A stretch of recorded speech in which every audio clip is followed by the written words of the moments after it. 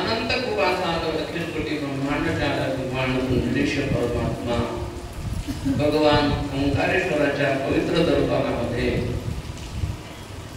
आज एका नैमित्तिक सेवेच्या निमित्ताने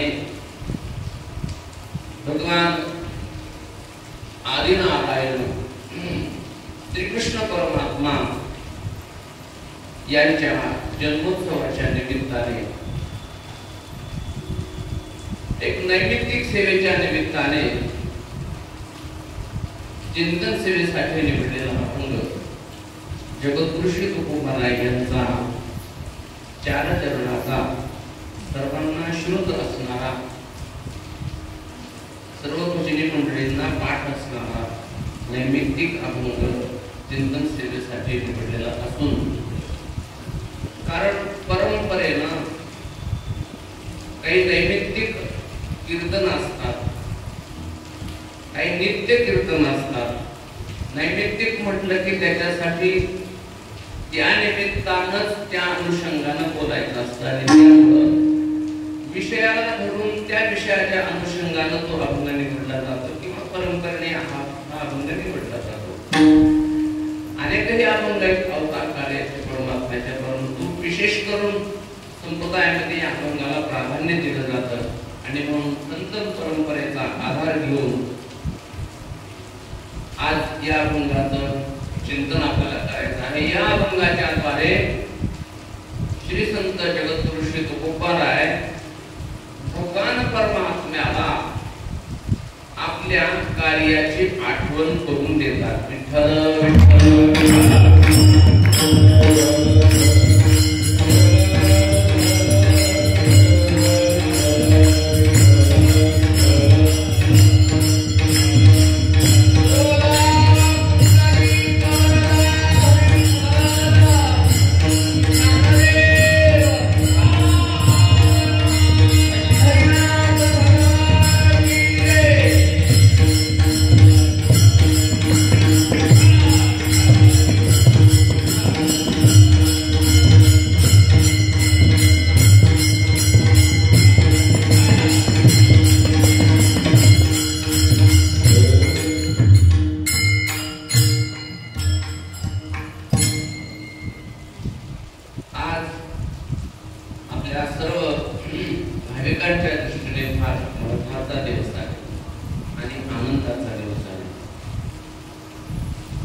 अखिल कोटी ब्रह्मांड चालक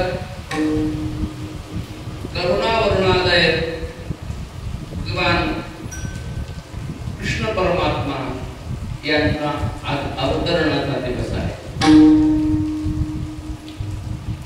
आणि त्याचबरोबर तोच परमात्मा पुन्हा ज्ञानोबराच्या रूपाने अवतरला, त्यालाही आज 750 वर्ष पूर्ण होत आहे।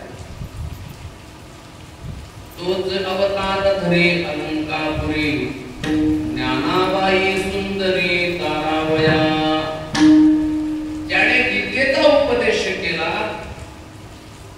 ज्याने गीता प्रकट केली आणि तोच परमात्मा पुन्हा ज्ञानोबरायांच्या रूपाने तोच अवतार धरी अलंकापुरी तोच परमात्मा पुन्हा अवतरण झाला। गीतेचा पूर्ण फेडण्याकरिता म्हणून काही ज्या उणिवा गीता सांगत असताना राहिलेल्या होत्या आणि त्या पूर्ण करण्याकरिता म्हणून तोच परमात्मा पुन्हा ज्ञानोबरायांच्या रूपाने या ठिकाणी अवतीर्ण झाला। महाविष्णूचा अवतार सखा माझा ज्ञानेश्वर, आणि त्याही गोष्टीला आज 750 वर्ष पूर्ण होत आहेत। सप्तशतकोत्तर सुवर्ण महोत्सवी वर्ष आज पूर्ण होत आहे। ज्ञानोबरायांना 750 वर्ष या मृत्यूलोकामध्ये येऊन झाले आणि तिसरा योगायोग आज असा आहे की आपल्या भारतीयांच्या दृष्टीने आनंदाचा दिवस म्हणजे भारतीय स्वातंत्र्य दिन आपण सर्वांनी आज साजरा केलेला आहे। असा योग दुर्मिळ येतो, कधीतरी येतो नव्हे। मला वाटतं की माझ्या आजपर्यंतच्या आयुष्यामध्ये पहिल्यांदाच हा योग आला स्वातंत्र्य दिन, ज्ञानोबरायांचा 750वा जन्मोत्सव, ज्ञानोबरायांचा जन्मोत्सव आणि कृष्ण परमात्म्याचा जन्मोत्सव एका दिवशी असतो, परंतु स्वातंत्र्य दिन त्या दिवशी नसतो. हा दुर्मिळ असा योग. म्हणजे देवभावना आणि देशभावना या दोन्हीही आपल्याला या ठिकाणी प्रकट करण्याचा, म्हणजे दोन उत्सव म्हणजे 3 उत्सव. मग 3 उत्सव जर आपल्याला साजरे करायचे असतील तर आपला उत्साह किती, आनंद किती वृद्धिंगत होत असेल. एकच उत्सव आपण साजरा करतो परंतु त्यामध्ये किती उत्साह आपला असतो. 3 उत्सव जर एकत्र येत असतील तर त्या उत्साहाला अंत पार राहत नाही. म्हणून आपण सर्व भारतीय भाविक सर्व भारतीय नाही, भारतीय भाविक सर्व भाविक आज फार आनंदित आहेत. वारकरी संप्रदायाच्या दृष्टीने आज अतिशय महत्त्वाचा दिवस आहे की ज्या ज्ञानोबरायांनी या वारकरी संप्रदायाचा पाया रचला त्यांचा 750वा जन्मोत्सव सोहळा आहे. ज्ञानदेवे रचिला पाया उभारले देवालया. हे वारकरी संप्रदायाचं देवालय ज्यांनी उभारलं असे ज्ञानोबराय त्यांचा हा 750वा जन्मोत्सव साजरा होतो आहे.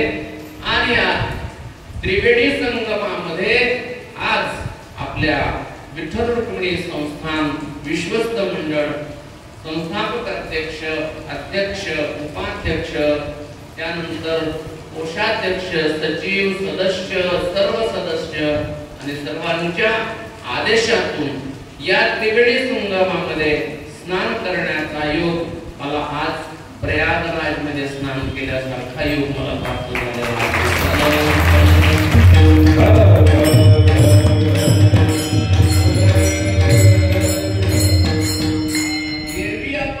एरवी आपण कीर्तन करतो परंतु असा योग पुन्हा येणार नाही. त्रिवेणी संगमात स्नान करण्याचा योग पुन्हा येणार नाही. ऐक ना, नंतरही आपण कीर्तन करू परंतु असा योग पुन्हा येणार नाही. म्हणून हे त्रिवेणी संगम, कथा त्रिवेणी संगम, देव भक्त आणि नाम असा हा योग आलेला आहे. गंगा, यमुना आणि सरस्वती या प्रयागवरती तशा एकत्र येतात आणि तिथं स्नान करण्याचं अतिशय महत्व आहे. त्याप्रमाणे आजच्या कीर्तनामध्ये कीर्तनकार असतील, मृदंग वादक असतील, टाळकरी असतील, श्रोते असतील, स्पीकरवर घरी श्रोते असतील, म्हणजे घरी ऐकून श्रोते जरी असतील, पडल्या पडल्या ऐकणारे, जाऊ द्या पाऊसच आहे आता कशाला जायचं, ऐकले असे जे श्रोते जरी असतील तरी सुद्धा त्यांना याचं अवगाहन होणार आहे. सहजपणे हा त्रिवेणी संगमात स्नान केल्याचा योग त्यांना प्राप्त होणार आहे. आणि म्हणून आज भगवान कृष्ण परमात्म्याचा जन्मोत्सव आहे आणि ज्ञानोबरायांचा 750वा जन्मोत्सव सोहळा आहे. भारतीय स्वातंत्र्य दिन आहे. आता हा त्रिवेणी संगम आपल्या सर्वांना प्राप्त होतो आहे. पुढे कधी येईल माहित नाही, पुढे येईल तेव्हा आपण असोच असं सांगता येत नाही. म्हणून आला आता कपिलाष्टमी सारखा योग आलेला आहे. तर तो योग आपण त्याचा अनुभव घेतलेला आहे, आनंद घेतलेला आहे. आणि आपल्याला जसा आनंद झालेला आहे तसाच पावसाला सुद्धा आनंद झालेला आहे. तो सुद्धा सकाळपासून धो धो धो धो धो धो सकाळपासून बरसतोय. त्याला का आनंद होऊ नये, त्याला पण आनंद झाला, कारण त्याची परंपरा आहे. भगवान कृष्ण परमात्मा ज्या दिवशी जन्म प्रकट झाले त्या दिवशी पासूनच तो सुरुवात झाला होता. मंद मंद पडे पाऊस, वरी छाया धरी शेष, मंद मंद पाऊस पडत होता. परमात्मा अवतीर्ण झाले तेव्हा अशी स्थिती मथुरेत होती. म्हणून आजही सकाळपासून पाऊस आहे आणि पवित्र अशा श्रावण मासामध्ये हा योग आपल्या सर्वांच्या दृष्टीने आलेला आहे. आपण सर्वजण भाग्यवान आहोत. सर्व विश्वस्त मंडळांना मी धन्यवाद देतो. परंपरेने आपण सर्व उत्सव या मंदिरामध्ये सर्व संतांची पुण्यतिथी, भगवंताचे उत्सव, जन्मोत्सव आपण या ठिकाणी साजरे करत असतो. आजही त्या निमित्ताने उपस्थित सर्व भजनी मंडळी, सर्व उपस्थित माता भगिनी, पुरुष भाविक भक्त सर्वांच्या चरणावरती मी वंदन करतो आणि नियोजित वेळेमध्ये या अभंगाचं चिंतन करण्याचा मी प्रयत्न करतो आणि अभंगाचं चिंतन करून आपल्याला जन्माचा प्रसंगाचा थोडासा विचार करायचा आहे. तो नियोजित वेळेमध्ये जेवढी वेळ आपल्याला सापडेल तेवढ्यामध्ये चिंतन करण्याचा आपल्याला प्रयत्न करायचा आहे. आज आलेले सर्व श्रोते, सर्व गुणीजन मंडळी, आदरणीय दादांपासून दादा, नंतर त्यांचे शेजारी उभे असणारे अभंगाचार्य ऋषिकेश महाराज, आप्पा, प्रवीण भाऊ, तन्मय महाराज, सतीश महाराज, दुसरे सतीश महाराज, नंतर हरिभाऊ महाराज, इकडे आमचे लाडके दाजी गोविंद महाराज, दादांचे सहकारी रामेश्वर, आमचे पांडुरंग अण्णा आणि डाके महाराज, पिढेकरी, अभंगाचार्य माऊली महाराज, अर्चित महाराज आणि सर्व उपस्थित श्रोते, माता भगिनी, फार दूरदूरून आपण आलेला आहात. पावसाच्या क्रमानं बाळगता फार दुसऱ्या देशातून सुद्धा या ठिकाणी या देशातले तर येतीलच, काही नवल नाही, परदेशातून सुद्धा कीर्तनासाठी लोक आले. म्हणजे कीर्तनदाराचं भाग्यच म्हटलं पाहिजे, म्हणजे म्हणता येतं ना आपल्याला युट्यूबवर कीर्तन आहे. परदेशातले लोक सुद्धा कीर्तनावर हजर होते. आपल्याला आपल्या देशातले पण परदेशातून आले ना, त्यांना पण धन्यवाद असो, आनंद आहे. आज भगवान कृष्ण परमात्म्याचं अवतरण आहे आणि त्या निमित्ताने तुकोबराय या अभंगाच्या द्वारा देवाला आपल्या कर्तव्याची जाणीव करून देतात. काही गोष्टी ठरलेल्या असतात, ठरलेलं जरी असलं तरी सुद्धा वेळेला आठवण करून देणं हे गरजेचं असतं. काही कार्याच्या निमित्ताने सर्व एकत्र बसतात, मीटिंग घेतात, कार्यकारिणी सर्व एकत्र बसते, मीटिंग घेते, बैठक होते, बैठकीमध्ये कामाची विभागणी केली जाते. याने हे काम करायचं, त्याने ते काम करायचे, कामाची विभागणी केलेली असते. परंतु एक मनुष्य असा असतो की त्याच्याकडे फक्त या सगळ्यांना आठवण करून देण्याचंच काम असतं.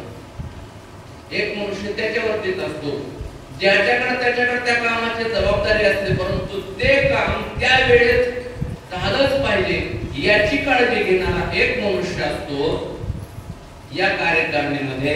त्याप्रमाणे ही सर्व जगताची कार्यकारिणी आहे, ठरलेली आहे. काही कारण देवता आहेत, काही कार्य देवता आहेत, सगळे खाते त्याच्याकडे वाटून दिलेले. परंतु या ठिकाणी मनुष्य, संत आणि देव असे तीन वर्ग आहेत. या तीन वर्गामध्ये देवांचं कार्य देवांकडे ठरलेलं आहे, मानवांचं कार्य मानवांकडे ठरलेलंच आहे, त्यांचं कर्तव्य त्यांना घालून दिलेलं आहे. या दोघांचं कर्तव्य, परंतु कारण देवता असणारा जो आदिनारायण परमात्मा आहे त्याच्याकडेही काही कर्तव्य असतं. संस्थापक अध्यक्ष येतो, अध्यक्ष वेगळे आणि संस्थापक अध्यक्ष वेगळे. सगळ्यावरती कंट्रोल करणं हे संस्थापक अध्यक्षाचं काम असतं.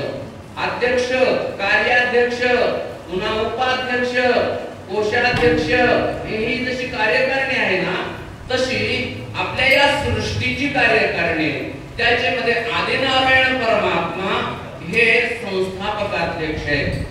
गतिर्भरता प्रभुस्ताक्षी निवास शरणं सुरत प्रलयस्नानं निधानं बीजमव्ययम्. हा संस्थापक अध्यक्ष आहे बरं का. सगळ्या सृष्टीला गती देणारा तोच आहे, सृष्टीचं भरण पोषण करणारा तोच आहे, स्थिती करणारा तोच आहे, लय करणारा तोच आहे, जन्म देणारा तोच आहे. सर्व गोष्टी आणि सर्व सृष्टीचा लय प्रलय त्याच्याच हातात आहे आणि लय झाल्यानंतर शून्य रूपानं ही सृष्टी पुन्हा बीज रूपानं शिल्लक ठेवतो आणि तीच सृष्टी पुन्हा कल्पाच्या अंती पुन्हा या सृष्टीची निर्मिती करतो. जेणे हे विश्व निर्मिले महर्षी देवा संस्थापिले एकवीस स्वर्गाते धरिले सत्ता मात्रे आपलिया. अशी ज्याची सत्ता आहे, व्यापक सत्ता ज्याची आहे त्याला संस्थापक अध्यक्ष असं म्हणतात आणि तो आहे आदिनारायण. कोण आहे? नारायण नाही, आदिनारायण. तुम्ही त्या नारायणाकडे बघू नका, ते आपल्या संस्थेचे अध्यक्ष आहेत, संस्थापक अध्यक्ष आहेत. ते आदिनारायण, हे आदिनारायण हे या सर्व सृष्टीचे आद्यकर्ता आहेत, आद्य प्रवर्तक आहेत आणि त्यामुळे त्या नारायणाची पण काही कर्तव्य आहेत. मग बाकीच्या कार्यदेवतांची काय कर्तव्य आहेत? बाकीच्या कार्यदेवता आहेत. माझ्याकडे बघायचं,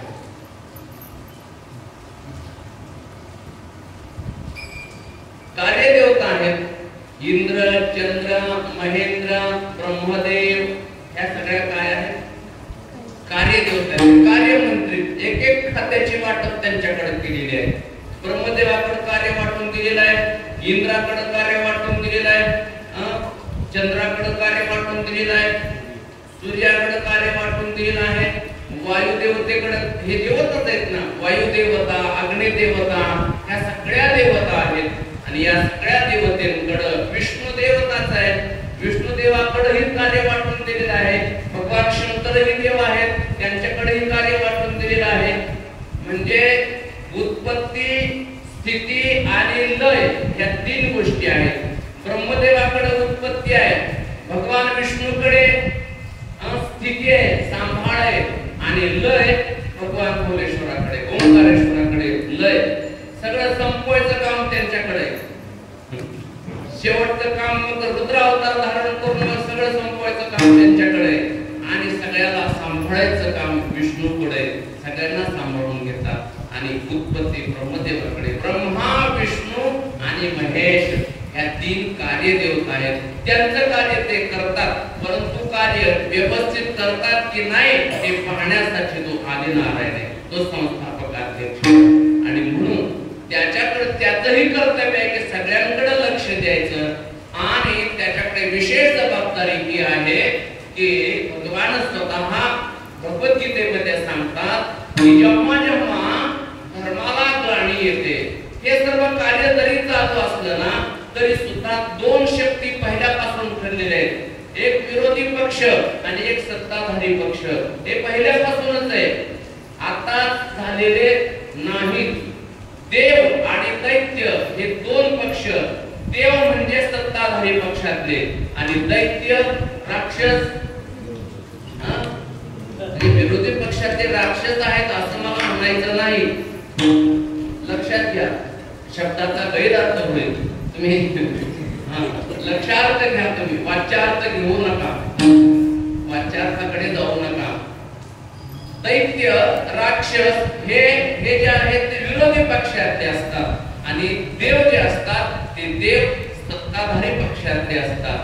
सत्ताधाऱ्यांचं आणि विरोधकांचं सतत भांडण होत राहतं.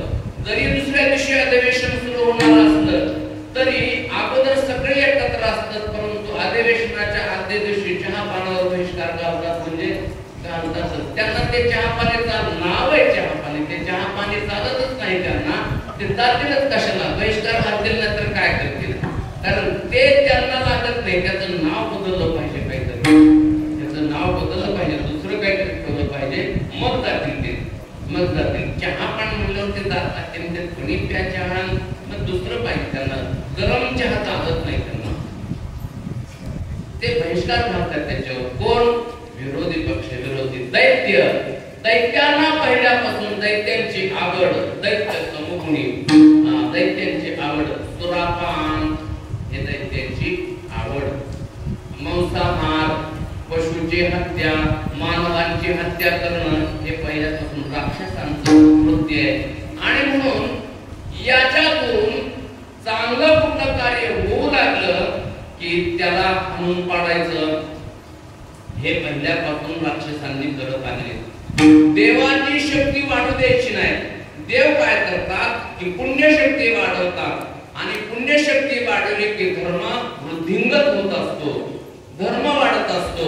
परंतु धर्माला ग्लानी तेव्हाच येते जेव्हा जेव्हा जेव्हा जेव्हा पृथ्वीवरती पाप वाढतं. पाप वाढलं की धर्माला ग्लानी येते आणि पाप वाढण्याचं कारण काय आहे? बुडविला धर्म, अधर्म झाला फार, अधर्म फार होतो आणि त्यामुळे धर्माला ग्लानी येते. धर्माला ग्लानी आल्यानंतर प्रत्यक्ष नारायणाला या ठिकाणी यावं लागतं आणि भगवान स्वतः सांगतात जेव्हा जेव्हा धर्माला ग्लानी येते तेव्हा तेव्हा मी या ठिकाणी अवतीर्ण होतो. यदा यदा हि धर्मस्य ग्लानिर्भवति भारत अभ्युत्थानं धर्मस्य तदात्मानं सृजाम्यहं परित्राणाय साधूनां विनाशाय च दुष्कृतां धर्म संस्थापनार्थाय संभवामि युगे युगे.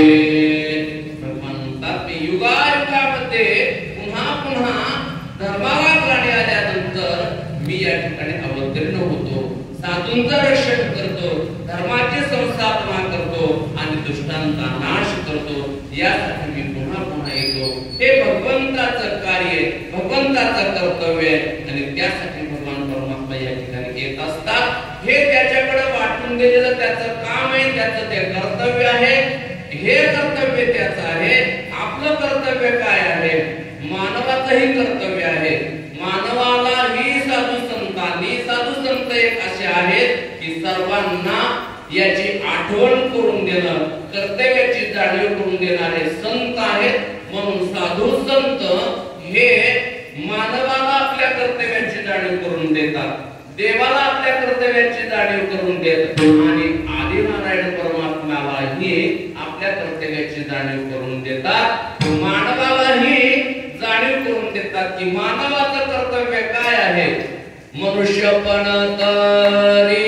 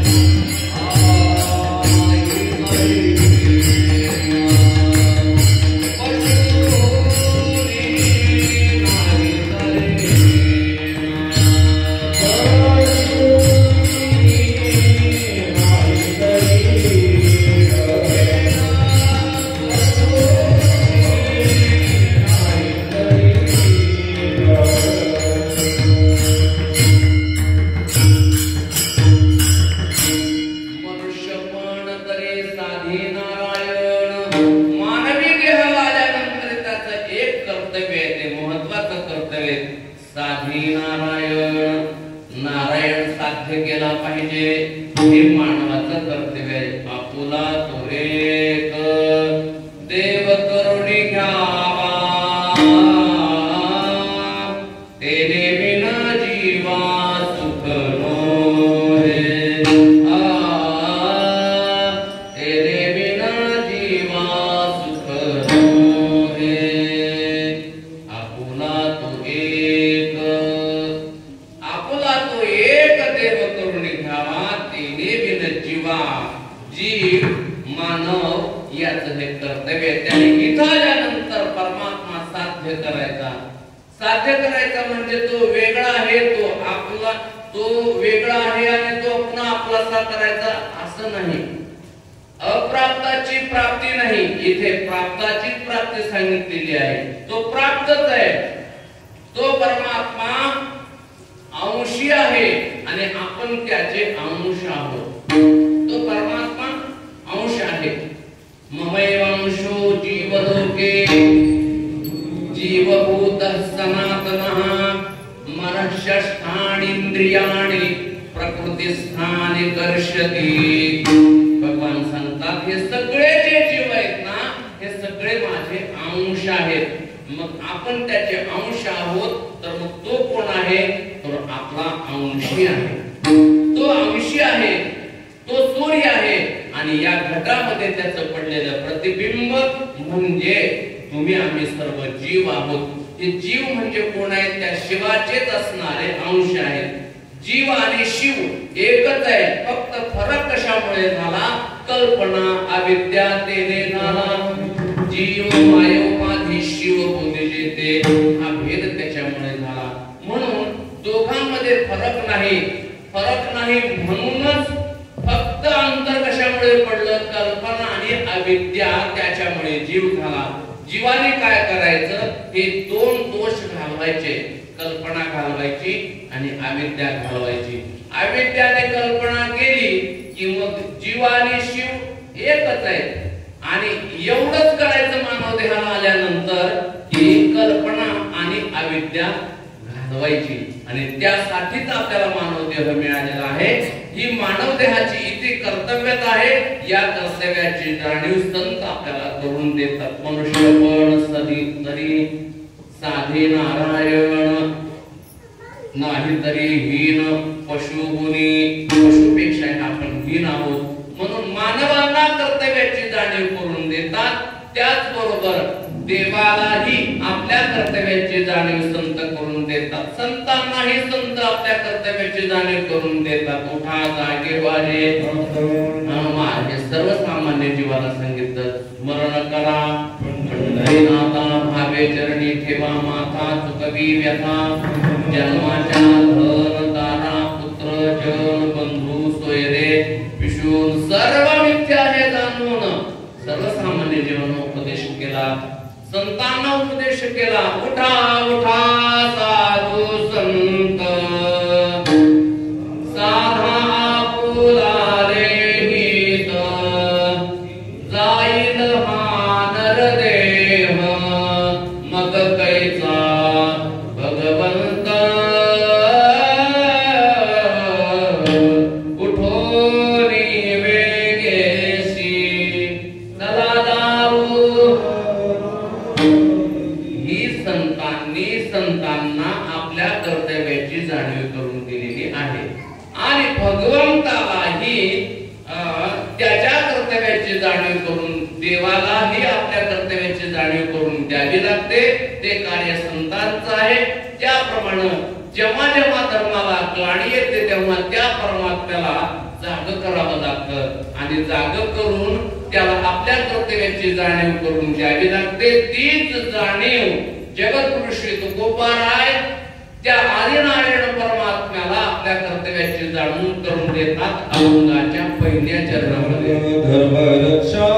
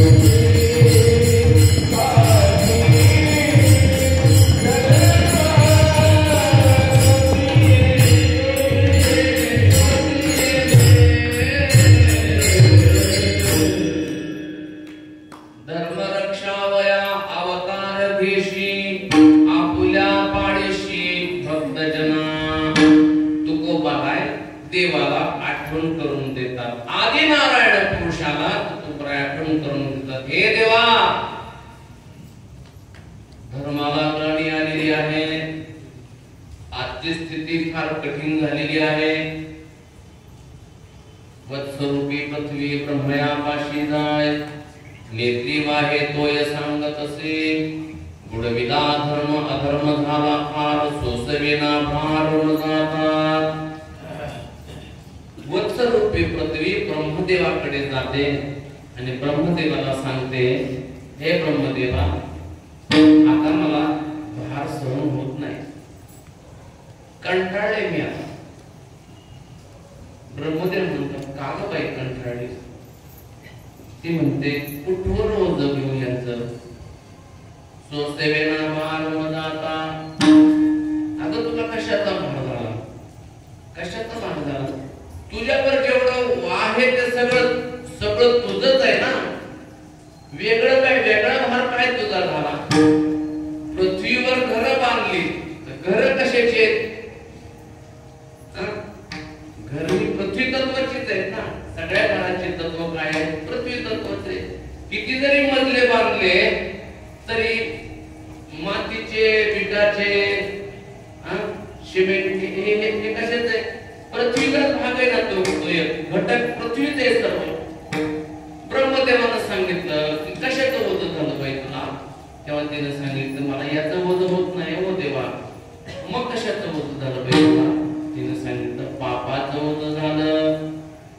पृथ्वीला पापाचं ओझं होतं, माणसांचं ओझं होत नाही, पापी माणसाचं ओझं होतं, पापी माणसाचं ओझं झालं. त्यामुळे मला आता भार सहन होत नाही. मग ब्रह्मदेव म्हटले, काय करायचं? माझं कारण आहे, मी लहान तोंडी आहे, मोठा घास घेऊ शकत नाही. तुमच्या द्वारे देवापर्यंत हे माझा निरोप पोहोचवा. मग ब्रह्मदेव, भगवान शिव हे सगळ्या देवता एकत्र येतात आणि मग क्षीरसागरामध्ये जातात. आणि क्षीरसागरामध्ये गेल्यानंतर दुरूनच आवाज दिला जातो, दुरूनच आकाशवाणीच्या द्वारे. भगवंत यांना आलेले पाहतात. भगवंताला माहित होतं, न सांगता तुम्हा पडवे ते अंतर, विश्वी विश्वंभर परिहाराचे न लगे. त्याला परिहार देण्याची गरज नाही. ते तिथूनच यांना पाहिल्यानंतर तिथूनच संदेश देतात, काळजी करू नका, देवकीच्या उदरा येईल भगवान, रक्षील ब्राह्मण गायी भक्त. असा संदेश आकाशवाणीच्या द्वारा भगवान तिथून देतात. हा संदेश ब्रह्मदेवापर्यंत पोहोचतो. परंतु तुकोबराय त्या ठिकाणी असतात आणि तुकोबराय हे सांगतात की देवा, आता तुम्हाला येण्याची गरज आहे. धर्माचं रक्षण करण्यासाठी तुम्हाला या ठिकाणी येण्याची आवश्यकता आहे. तुकोबराय म्हणतात, धर्म रक्षावया अवतार देशी. तुला आता त्या स्थितीतून, उच्च स्थितीतून कनिष्ठ स्थितीत यावं लागेल. तुला कार्य करायचं असेल, जर या जीवांचं कल्याण करायचं असेल, दुष्टांचा नाश करायचा असेल, तर तुला इथे यावं लागेल.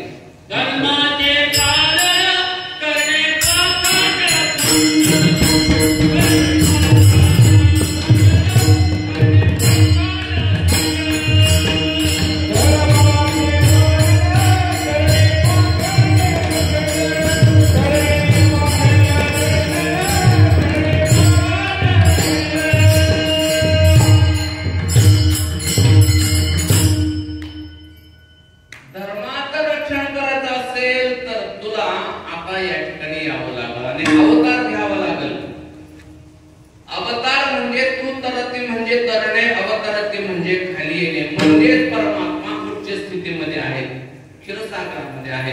तुला या ठिकाणी यावं लागेल. तेव्हा भगवान म्हणतात, मला येण्याची काय गरज आहे? तुकोबराय म्हणतात, तू आहेस ब्रह्मस्थितीमध्ये आणि आम्ही आहोत सामान्य स्थितीमध्ये. तू त्या सत्तेमध्ये आहेस, आम्ही या खालच्या सत्तेत आहोत आणि तू वरच्या सत्तेत आहेस. सत्ता भिन्न असल्यामुळे कार्य व्यवस्थित होत नाही. सत्ता जर विषम असेल तर कार्य होत नाही. कार्य करण्यासाठी नवे कार्याला गती देण्याकरता सत्ता समान असावी लागते. समान सत्तेमध्ये कार्य व्यवस्थित होत असतं आणि म्हणून देवाला आपल्या सत्तेत आणण्याकरिता तुकोबाराय विनंती करतात. हा अभंग करुण रसातला आहे तसं पाहिलं तर. देवाला विनंती आहे, देवाला प्रार्थना केलेली. म्हणून तुम्ही सुरुवातीला जे चाल म्हटले ना, करुण रसातले चाल म्हटले, म्हणजे मला राग वगैरे कळत नाहीत, काय कळत नाही, मी शिकलोच नाही, त्यामुळे मला राग कळत नाही आणि कळत नाही त्यामुळं येत नाही, राग येत नाही मला, नाही येतच नाही, येतच नाही. म्हणून तुमचा जो राग होता, तुमचे जे स्वर होते ते माझ्या हृदयाला भिडले आणि मग मी जवळपास 15-20 मिनिटं त्याच्यातच गुंतलो होतो. सगळे माझं जे स्तवन होतं ते सगळं त्याच्यातच झालं, त्यात एका स्तवात झालं. म्हणजे तो आला तर निघतच नाही, तसा तो बसला तर निघत नाही, तसा राहतो. हरिभोवचं पण बरोबर आहे, येत नाही पण आला तर तो निघत नाही. तर करुणा देवाकडे प्रार्थना केली, हे देवा, कर्तव्याची आठवणही करून दिली आणि देवाकडे प्रार्थनाही केली. देवा, आता तुम्हाला येण्याची गरज आहे. धर्मरक्षावया अवतार दिवशी तुम्हाला या सत्तेत यावं लागेल आणि येऊन तुम्हाला धर्माचं रक्षण करावं लागेल. धर्माचं रक्षण कोण करतो? धर्माचं रक्षण तोच करतो. तुम्ही आम्ही पालन करतो. आपल्याकडे काय जबाबदारी? पालन करण्याचे. रक्षण तोच करू शकतो. धर्माची संस्थापना तोच करू शकतो. नवीन धर्म काढू शकत नाही. भगवान परमात्मा नवीन धर्म काढत नाही, आहे त्या धर्माची पुनर्स्थापना करतो. नवीन धर्म तयार करत नाही. अजून नवीन धर्म झाला नाही. धर्म एकच आहे. धर्म एकच आहे, अनेक धर्म नाहीत. धर्म आपला एकच आहे. मानवता हा एक धर्म आहे. हा एकच धर्म आहे. माणसानं माणसाशी माणुसकीनं वागणं हा मानवाचा मानवता धर्म आहे की नाही. आणि दुसरा एक धर्म आहे, दुसरा म्हणजे त्याच्या अंतर्गत असणारा खरा तो एकची धर्म जगाला, हा आपला धर्म आहे. आणि तो धर्म देवा, तो धर्म जतन करण्याकरता, त्याचं रक्षण करण्याकरिता तुम्ही या ठिकाणी अवतीर्ण व्हावं अशी करुणा भागतात तुकोबाराय. धर्मरक्षावया अवतार घेसी. आणि या ठिकाणी अवताराला येऊन तुम्ही काय करा? आपुल्या पाळीशी भक्तजना, आपल्या भक्तजनाचं प्रतिपालन करा. कारण अधर्म वाढल्यामुळे दुष्ट लोक ज्या साधूंची अवहेलना करतायत, बुडविला धर्म, मग काय केलं? बुडाले कीर्तन, कीर्तन बंद पडले, यज्ञ बंद पडले. कंसासारख्या या दुष्टानं यज्ञ बंद पाडले होते, कीर्तन बंद पाडले होते. पळाले ब्राह्मण दैत्या भिडे, ब्राह्मण पळून गेले होते. यज्ञ करायला लागले की राक्षस यायचे आणि त्या ठिकाणी मुंडकी आणून टाकायची त्या यज्ञकुंडामध्ये. कशामध्ये? यज्ञकुंडामध्ये कशाची आहुती टाकली जाते? आपण केलं की नाही यज्ञ? त्या दिवशी यज्ञामध्ये तूप आणि तुपासोबत आहुती टाकली जाते, समिधा टाकल्या जातात. परंतु त्याच्यामध्ये हे राक्षस लोक मेलेल्या माणसांची मुंडकी आणून टाकायचे. मग ते अशुभ घडायचं. मग ब्राह्मण त्या दैत्याच्या भीनं पळून जायचे. यज्ञ बंद पाडला नाही तर मग ते त्यांना त्या ब्राह्मणांना मारायचे. म्हणून यज्ञ बंद पडले. ब्राह्मण पळून गेल्यानंतर यज्ञ कोण करणार आहे? म्हणून यज्ञही बंद पडले. कीर्तन चालू असले की दैत्याने यायचं आणि बाहेरून यायचं, म्हणायचं भोंग्याचा आवाज जास्त झाला. त्या काळात सांगतो, आज तुम्ही नाही तसं म्हणा. भोंग्याचा आवाज जास्त झाला, कमी करा. स्पीकरचा आवाज कमी करा. स्पीकर बंदच करा. भोंगे बंदच करा. भजन बिगर स्पीकरचं भजन होत नाही का? देवाला काय स्पीकरची गरज आहे का? असं कोण म्हणतात? दैत्य म्हणायचे. तेव्हाचे दैत्य म्हणायचे. स्पीकरची काय गरज आहे? देवाला कुठं? देवाला काय कान नाहीत का? देव मुंगी के पाव में घुंगरू बज मी अल्लाह सुनता है, तुम्हाला स्पीकरची काय गरज आहे, बिगर स्पीकरचं भजन करा असं ते म्हणायचे. आणि मग स्पीकर नसल्यामुळं कीर्तन बंद पडले. बरं कीर्तन करू लागले तर त्या कीर्तनकाराला मारून ठेवायचे, कीर्तनकाराला मारायचे. आता बरे मारत तरी नाही, टाळकऱ्यांना मारून दगड मारायचे. असे सगळे अवस्था झाल्यामुळे कीर्तन बंद पडले, यज्ञ बंद पडले. आणि मग कीर्तन भजन यज्ञ या साधन आहेत, या पुण्यशक्ती वाढवणाऱ्या आहेत. पुण्यशक्ती जर कमी पडली तर धर्माला ग्लानी येते. आणि त्यामुळं ज्या पुण्यशक्ती वाढवणारे जे भक्त आहेत आणि त्या भक्ताचं पालन करण्यासाठी, त्यांचं रक्षण करण्यासाठी तू अवतार घे असं तू बऱ्याच सांगतात. धर्मरक्षावया अवतार घेसी आपुल्या पाडीशी भक्तजना. म्हणतात देवा तुला आठवत नसेल परंतु मला आठवतं. तू या अगोदरही अनेक वेळा आलेला आहेस. भक्तासाठी तू अवतार घेतलेच नव्हे, एकच अवतार नाही घेतला तर एका भक्तासाठी तू 10 जन्म घेतलेले आहेस. तुला आठवण करून देतो. ती आठवण तू कोबरा अभंगाच्या दुसऱ्या चरणामध्ये अपरुची साठी जन्म सोची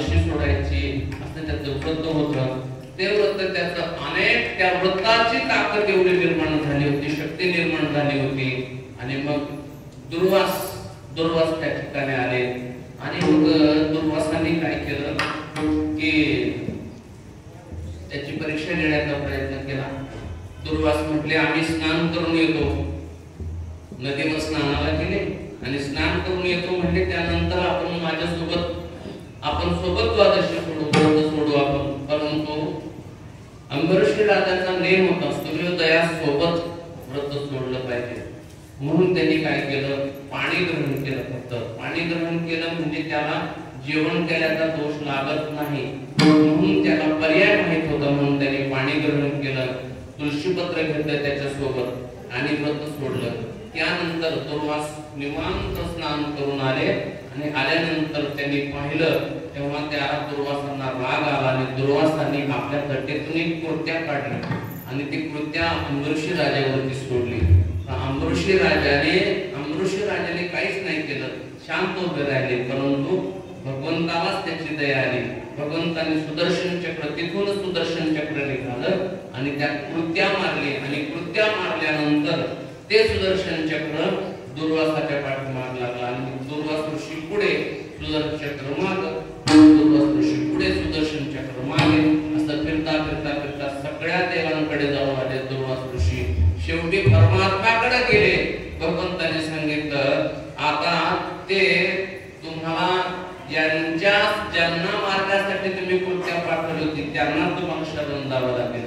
अंबरीषी राजाला शरण द्यावं लागेल. मग अंबरीषी राजाला शरण गेले. अंबरीषी राजाने मग त्यांनी शाप तर देऊन टाकला होता. 10 जन्म गर्भवास तुला सहन करावा लागेल.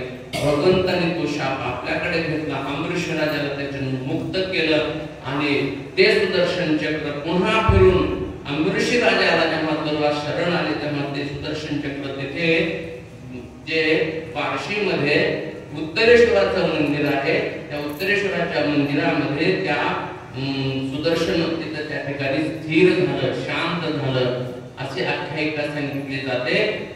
आणि त्यामुळे ते सुदर्शन चक्र तिथे शांत झालं. परंतु अंबरीषी राजाला दिलेला तो शाप दुर्वासाने होता तो परमात्म्याने स्वतःवरती घेतला आणि 10 जन्म गर्भवास सहन केले. देवा कुणासाठी केलं? फक्त अंबरीषी राजा म्हणजे भक्तासाठी हे तू केलं. तसं आजही त्याची गरज आहे. अंबरीषीसाठी जन्म सोसिले दुष्ट निर्दाळिले किती एक. तू जर असं हे करशील तर धन्य तुझं कृपा सिंधू म्हणतील. जर तू अशी कृपा आमच्यावरती केली तर तू कृपा सिंधू आहेस आणि लोक तुला कृपा सिंधू म्हणतील. धन्य तुझं कृपा सिंधू म्हणतील. आपला तो बोल साच करी. तुझा बोल आहे, तुझा शब्द आहे, तुझं वचन आहे. आपला तो बोल म्हणजे हे मीटिंग मध्ये ठरलेलं आहे.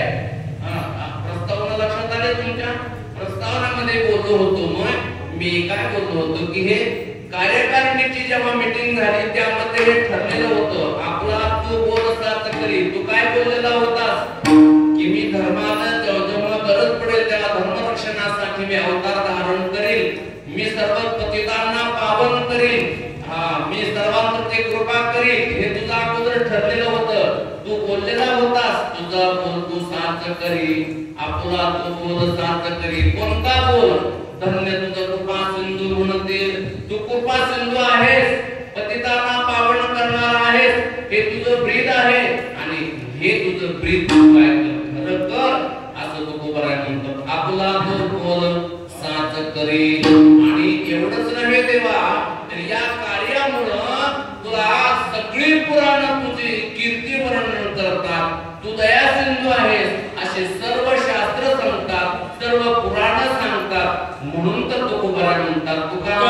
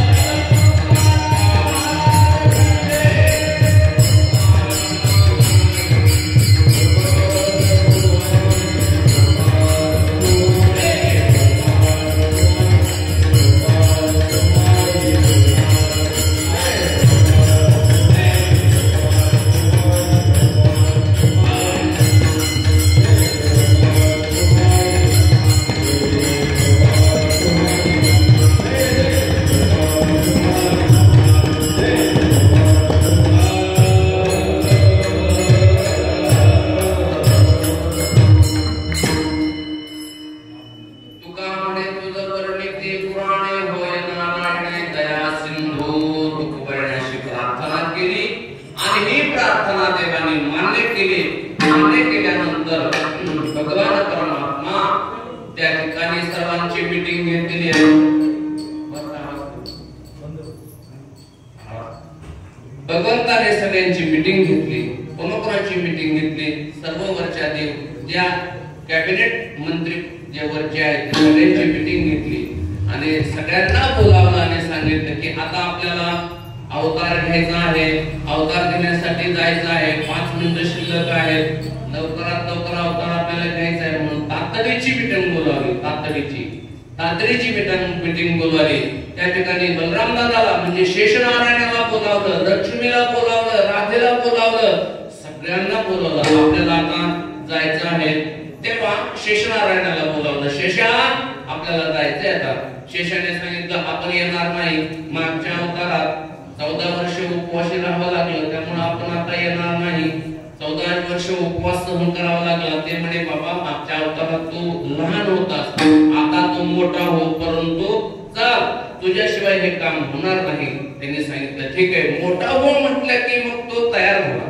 मोठा हो म्हटलं की तयार झाला. मुख्यमंत्री हो म्हटलं की तयार होत लगेच. किती काही करायचं म्हटलं तरी तो तयार होतो. मोठा हो म्हटलं की तयार झाला.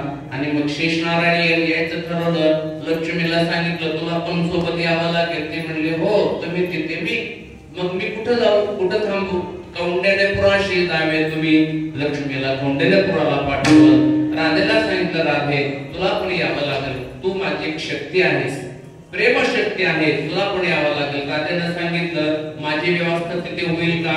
मी हायफाय राहणारी आहे, मला व्यवस्था मला चांगली लागते, मला सगळं एसी रूम पाहिजे. तिने सांगितलं सगळी व्यवस्था होईल तुझी. 84 कोसाची व्रजभूमी राधेसाठी अगोदर निर्माण केली. राधेला सांगितलं तुझी व्यवस्था आहे. राधामय्याने यायचं ठरवलं, लक्ष्मी मातेने यायचं ठरवलं.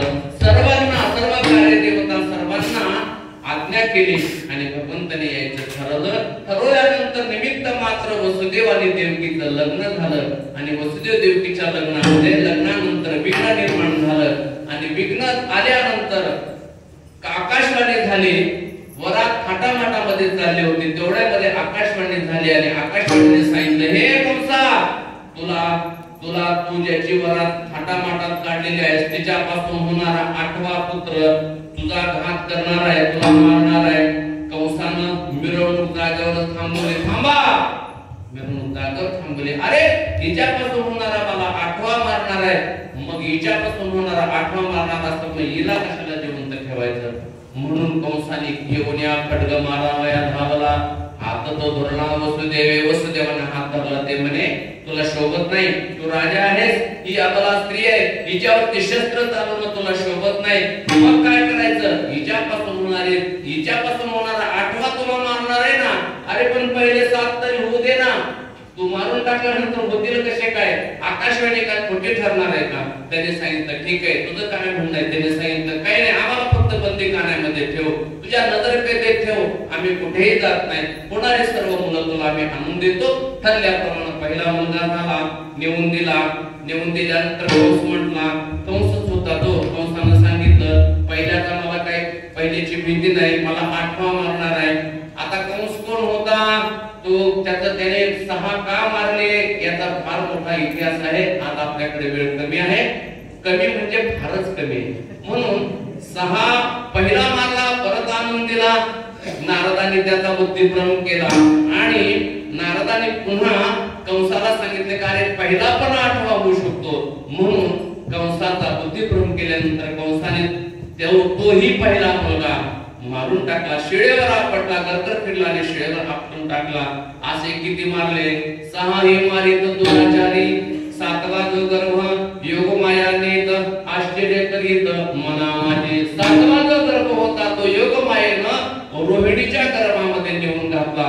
रोहिणीच्या गर्भात का नेऊन घातला? रोहिणी नक्षत्रामध्येच परमात्म्याने अवतार का घेतला? चंद्रवंशातच अवतार का घेतला? बुधवारीच का अवतार घेतला? श्रावण मासातच का अवतार घेतला? रात्रीच्या वेळेसच का अवतार घेतला? याची प्रत्येक प्रश्नाचे उत्तर आपल्याकडे आहेत, परंतु वेळ कमी. नंतर तरी निवांत तुम्हाला मी या विषयावरती सांगेल. परंतु 6 ही मारित दुराचारी, 8वा गर्भ योगमायेनं रोहिणीच्या गर्भामध्ये घातला आणि मग 8वा जो होता आणि तो 8वा बुधवारच्या दिवशी रात्रीच्या 12 वाजता श्रावण मासामध्ये वद्य अष्टमीला रोहिणी नक्षत्रावरती तो परमात्मा या ठिकाणी अवतीर्ण झाला. तो दिवस आजचा ती रात्र आजची रात्रीच्या 12 वाजता बुधवार वसुनाम तिथी बुधवार असेल वसुनाम तिथी बुधवार असेल त्या बुधवारच्या रात्री बरोबर 12 वाजता तो परमात्मा अवतीर्ण झाला. गोपाल कृष्ण भगवान ज्ञानेश्वर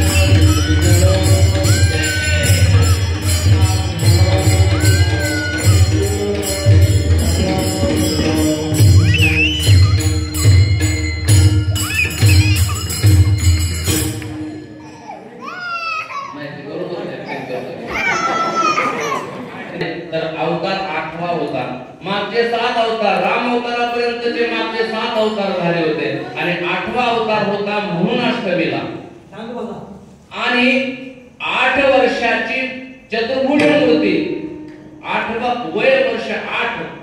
वर्ष वयाची मूर्ती परमात्मा त्या ठिकाणी प्रगट झालेले होते. असे 8 चे अनेक कारण आहेत. आपल्याला वेळ आपल्याकडे नाही, आपली वेळ आता संपुष्टात आलेली आहे आणि त्यामुळं असे बरेच कारण आहेत. परमात्मा त्या ठिकाणी अवतीर्ण झाले आणि अवतीर्ण झाल्यानंतर जो जन्म होता तो चोरटा जन्म मानला जातो. मथुरेत परमात्मा अवतीर्ण झाले परंतु लक्क असा प्रकाश पडला आणि वसुदेवाने परमात्म्याला मिठी मारली. मिठी मारल्यानंतर यशोदा देवकी जवळ आले आणि देवकीने सांगितलं, अहो मिठी मारून काय बसलात? हा 8वा आहे तुम्हाला आठवत नाही का? हा 8वा आहे. सोडा मिठी. लपवा जगत मिठी सोडा. त्याला लपवा कुठेतरी. आता कुठं लपवणार आहे? जगत ज्याच्या एका अंशामध्ये लपलेला आहे त्याला कुठे लपवता येतं. परंतु आईची माया होती. तिने सांगितलं लपवा याला कुठेतरी. वसुदेव भगवान म्हणतात, मला लपवू नका. मला कुठं लपवू शकता तुम्ही? मला इथं लपवू नका. तर मला इथून घ्या आणि इथून पुढे कुठे घेऊन जा? गोकुळामध्ये घेऊन जा. आणि म्हणून वसुदेव म्हणतात की देवा तुम्हाला इथून मथुरेतून गोकुळात न्यायचं कसं? त्यांनी सांगितलं, आता जसं टोपलीत घालून आणलं ना, त्याला तसं टोपलीमध्ये घाला. मला उचला, टोपलीमध्ये घाला. रडू द्या, रडलं तर टोपलीत मध्ये घाला आणि टोपलीत घालून मला मथुरेतून कुठे घेऊन जा? गोकुळात नेऊन मला नंद बाबाच्या घरी मला नेऊन ठेवा. तिथं असणारी माया परत घेऊन या असा संदेश दिला. आणि त्यानंतर वसुदेव म्हणतात, मथुरेतून बाहेर न्यायचं कसं? हातामध्ये बेडे आहेत, पायात बेडे आहेत. तेव्हा भगवंत सांगितलं, काही काळजी करू नका, सगळी व्यवस्था मी लावलेली आहे. आणि ठरल्याप्रमाणे भगवंताला उचललं आणि टोपलीमध्ये ठेवलं. उचललेला कमळापती, पायची बंधने गळती, पायातली बंधनं गळाली. काय म्हणायचे बाबा? बंधनं गळाली.